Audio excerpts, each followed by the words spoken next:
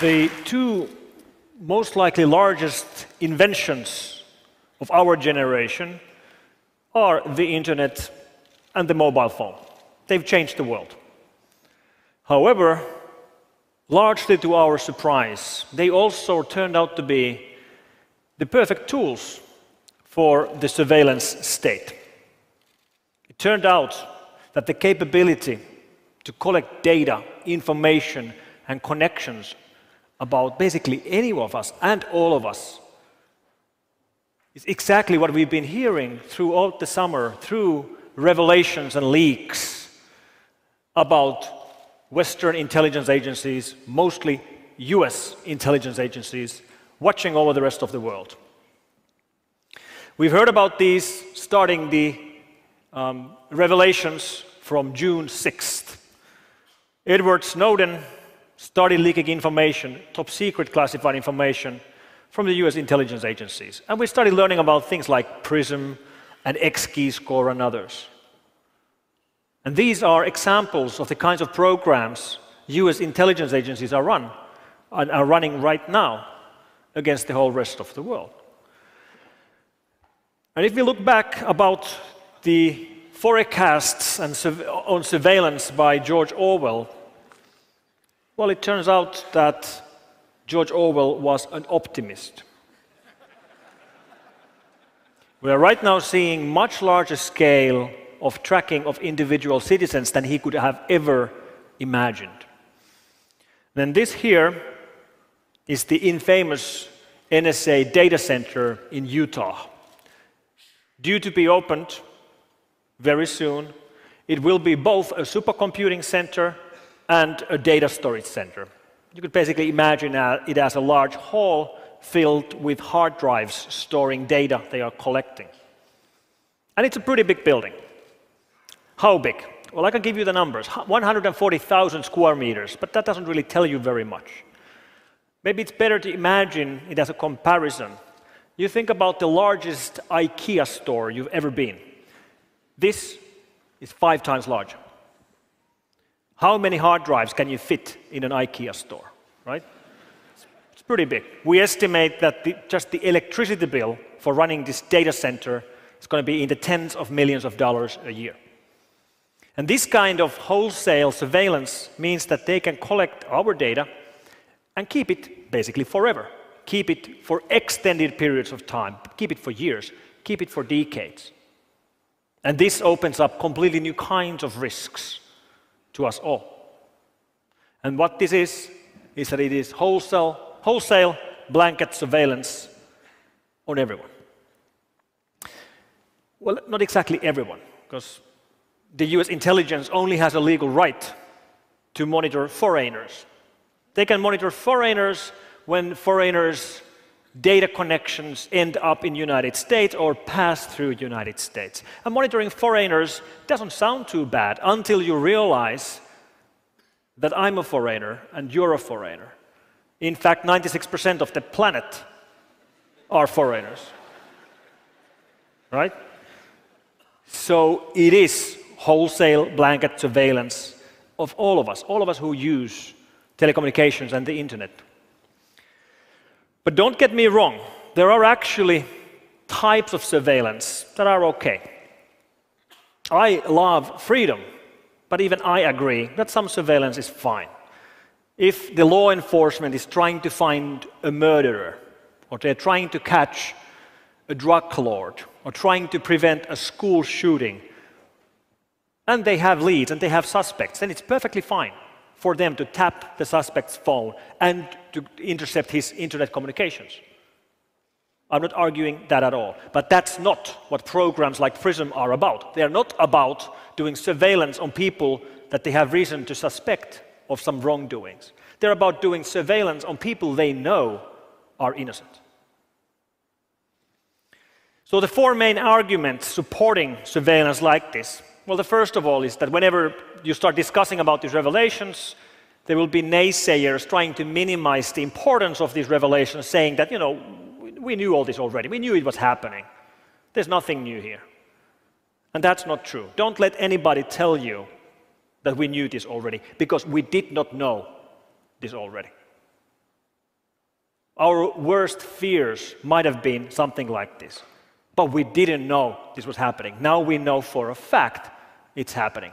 We didn't know about this. We didn't know about PRISM. We didn't know about X-key score. We didn't know about Cybertrans. We didn't know about Double Arrow. We did not know about Skyrider.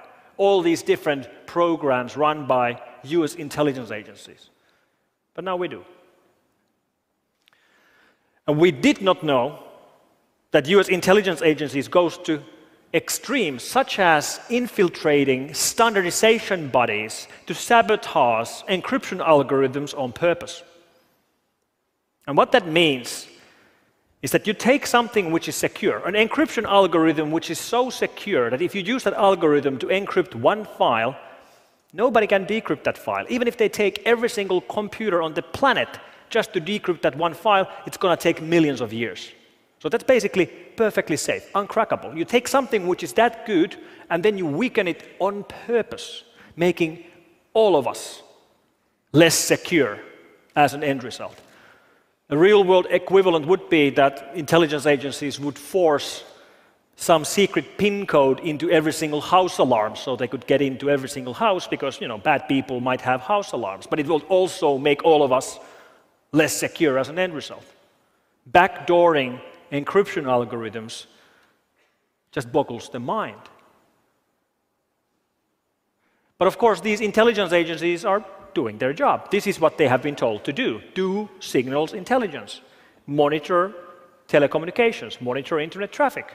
That's what they're trying to do. And since most and very big part of the internet traffic today is encrypted, they're trying to find ways around the encryption. One way is to sabotage encryption algorithms, which is a great example about how US intelligence agencies are running loose. They are completely out of control, and they should be brought back under control.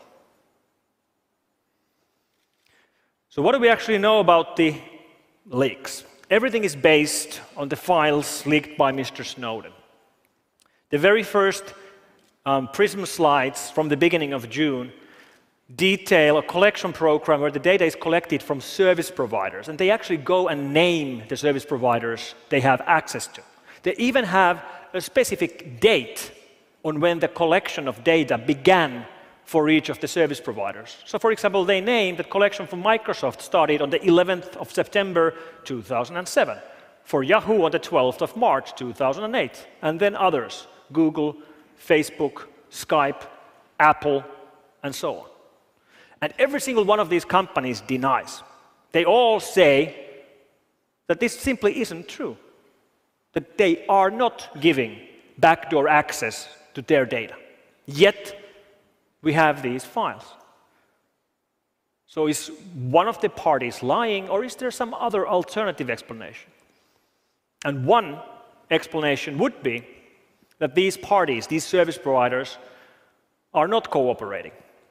Instead, they've been hacked. That would explain it. They aren't cooperating, they've been hacked. In this case, they've been hacked by their own government. That might sound outlandish, but we already have cases where this has happened. For example, the case of the Flame malware, which we strongly believe was authored by the US government, and which, to spread, subverted the security of the Windows Update network. Meaning, here, the company was hacked by their own government. And there's more evidence supporting this theory as well. Der Spiegel from Germany leaked more information about the operations run by the elite hacker units operating inside these intelligence agencies. Inside NSA, the unit is called TAO, Tailored Access Operations, and inside GCHQ, which is the UK equivalent, it's called NAC, Network Analysis Center. And these recent leaks of these 3 slides detail an operation run by this GCHQ intelligence agency from United Kingdom targeting a telco here in Belgium. And what this really means is that an EU country's intelligence agency is breaching the security of a telco of a fellow EU country on purpose. And they discuss it in their slides completely casually. Business as usual. Here's the primary target, here's the secondary target, here's the teaming. They probably have a team building on Thursday evening in a pub. They even use cheesy PowerPoint clip art like, success when they gain access to services like this. What the hell? Then there's the argument that, okay, yes, this might be going on, but then again, other countries are doing it as well. All countries spy. And maybe that's true. Many countries spy, not all of them. But let's take an example. Let's take, for example, Sweden. I'm speaking Sweden because Sweden has a little bit similar law to the United States. When your data traffic goes through Sweden, their intelligence agency has a legal right, by the law, to intercept that traffic. All right, how many Swedish decision makers and politicians and business leaders use every day US-based services, like, run Windows or OS X, or use Facebook or LinkedIn, or store their data in clouds like iCloud or SkyDrive or Dropbox, or maybe use online services like Amazon Web Services or Salesforce? And the answer is every single Swedish business leader does that every single day. And then we turn it around. How many American leaders use Swedish webmails and cloud services? And the answer is 0. So this is not balanced. It's not balanced by any means, not even close. And when we do have the occasional European success story, even those then typically end up being sold to the United States. Like Skype used to be secure. It used to be end-to-end encrypted. Then it was sold to the United States. Today, it no longer is secure. So once again, we take something which is secure and then we make it less secure on purpose, making all of us less secure as an outcome. And then the argument that the United States is only fighting terrorists. It's the war on terror. You shouldn't worry about it. Well, it's not the war on terror. Yes, part of it is war on terror. And yes, there are terrorists, and they do kill and maim, and we should fight them. But we know through these leaks that they've used the same techniques to listen to phone calls of European leaders, to tap the email of presidents of Mexico and Brazil, to read email traffic inside United Nations headquarters and EU Parliament. And I don't think they're trying to find terrorists from inside EU Parliament. Right? It's not the war on terror. Part of it might be. And there are terrorists. But are we really thinking about terrorists as such an existential threat that we're willing to do anything at all to fight them? Are the Americans ready to throw away the Constitution and throw it into trash just because there are terrorists? And the same thing with the Bill of Rights and all the amendments and the Universal Declaration of Human Rights and the EU conventions on human rights and fundamental freedoms and the press freedom. Do we really think terrorism is such an existential threat we're ready to do anything at all? But people are cared about terrorists. And then they think that maybe that surveillance is okay because, they have nothing to hide. Feel free to survey me if that helps. And whoever tells you that they have nothing to hide simply haven't thought about this long enough.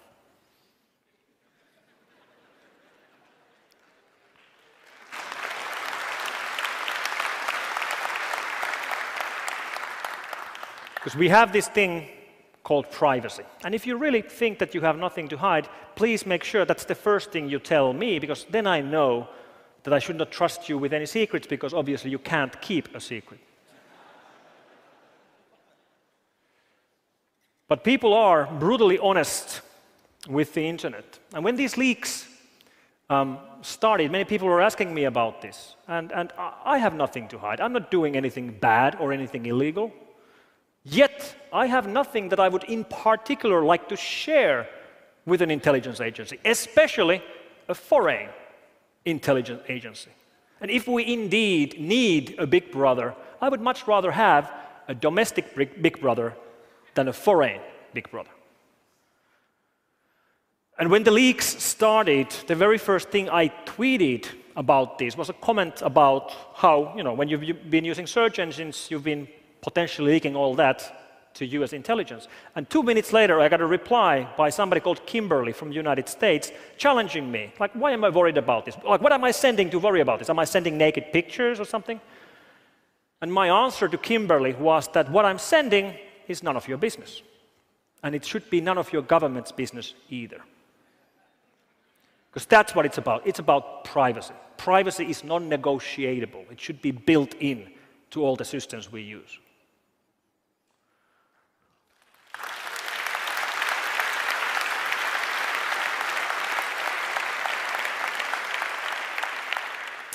And one thing we should all understand is that we are brutally honest with search engines.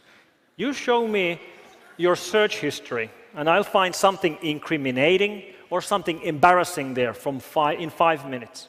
We are more honest with search engines than we are with our families. Search engines know more about you than your family members know about you. And this is all the kind of information we're giving away. We're giving away to the United States. And surveillance changes history. We know this through examples of corrupt presidents like Nixon. Imagine if he would have had the kind of surveillance tools that are available today.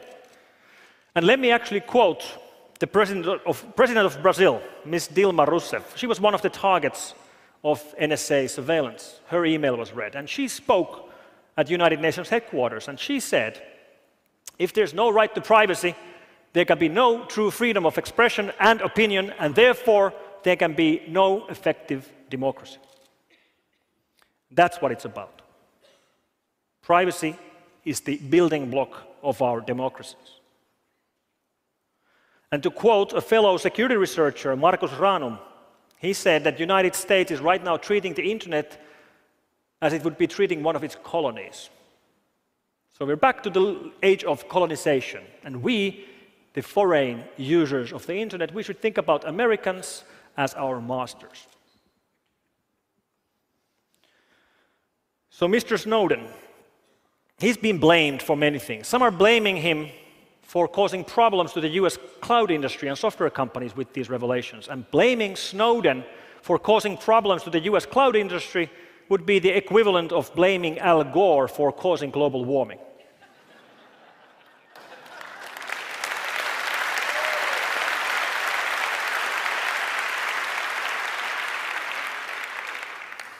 So, what is there to be done? Should we worry? No, we shouldn't worry. We should be angry, because this is wrong, and it's rude, and it should not be done. But that's not going to really change the situation. What's going to change the situation for the rest of the world is to try to steer away from systems built in the United States. And that's much easier said than done. How do you do that? A single country, any single country in Europe cannot replace and build replacements for the US-made operating systems and cloud services. But maybe you don't have to do it alone. Maybe you can do it together with other countries. And the solution is open source. By building together open, free, secure systems, we can go around such surveillance. And then one country doesn't have to solve the problem by itself. It only has to solve one little problem. And to quote a fellow security researcher, Haron Mer, one country only has to make a small wave. But those small waves together become a tide. And the tide will lift all the boats up at the same time. And the tide we will build with secure, free, open source systems will become the tide that will lift all of us up and above the surveillance state. Thank you very much.